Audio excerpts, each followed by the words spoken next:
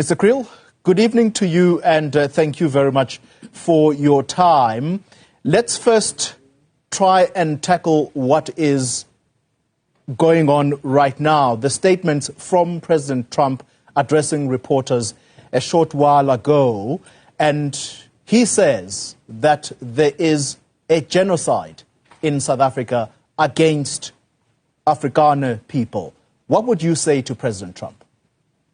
Yes, good evening to you, sir. You're welcome to just call me Kali. Well, the fact is we don't use those terms, but there is a real problem. We have a situation in the country where the only category of crime that is called for publicly is, for instance, murders of farmers and Afrikaners who have the kill the boer chant.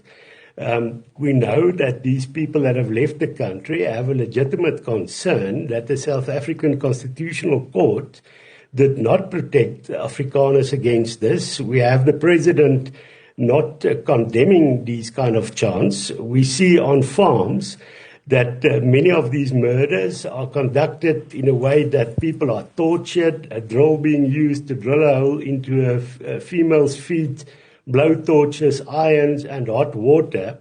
So those are the real issues. But unfortunately, the debate seems to go about, is it a genocide or not? The real issue is, let's recognize that this is a serious problem, and not like President Ramaphosa going around the world and saying there's no such thing as farm murders.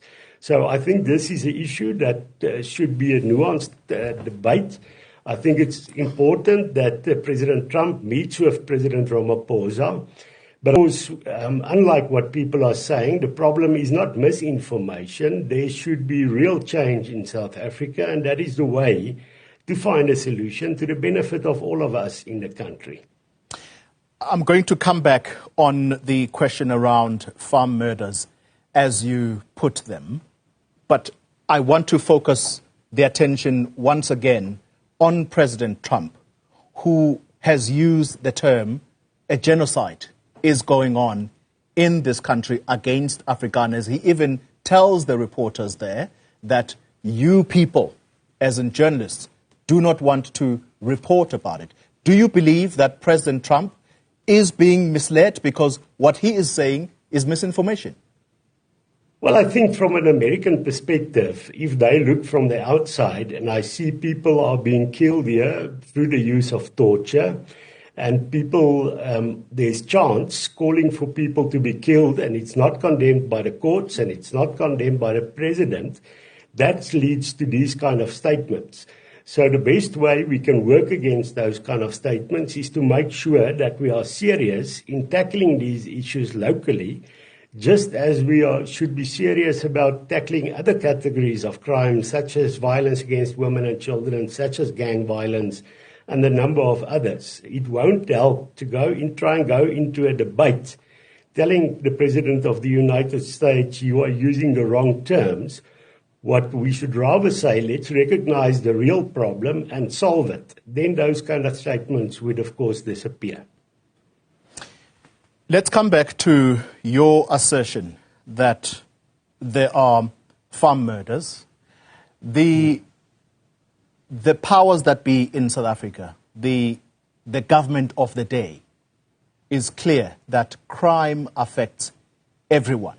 There is no special group of people that is reserved for a gruesome kinds of crimes. As I speak to you tonight, there are murders that are taking place in Bizana, and a woman was killed in the most gruesome of ways. As I talk to you tonight, in KwaZulu-Natal, 3 suspected criminals were killed because they have made life for people in the area of Amawoti simply unlivable, if there is such a term. So why should there be a special category for crimes that affect either Afrikaners or Afrikaners who are farmers? Yes, this kind of argument that I hear from you now is exactly the problem, because the terrible other crimes that are committed are being used to try and downplay farm murders. The same government that says we have a crime problem would not say when people like Afriforum call for action against violence against women and children, as Advocate Gerry Nel does, they don't come and say, no, don't try and make crime against women and children a special category. There's a real crime problem in the country. They don't do that. And that is exactly the problem. We have a crime problem. That Afriforum has acknowledged. That's why we've got a private prosecution unit who supports the most people they support. 95% of Gerry Nel's cases are to support black people that are negatively affected by crime. But our frustration is really, as soon as we speak about the real issue of farm murders, then it is downplayed to say, no, but there's other crime. That is not the way to solve that. There is, of course, other crime. This government even makes rhino poaching a special category of crime. To say this is a priority crime, let's address it, let's have special units.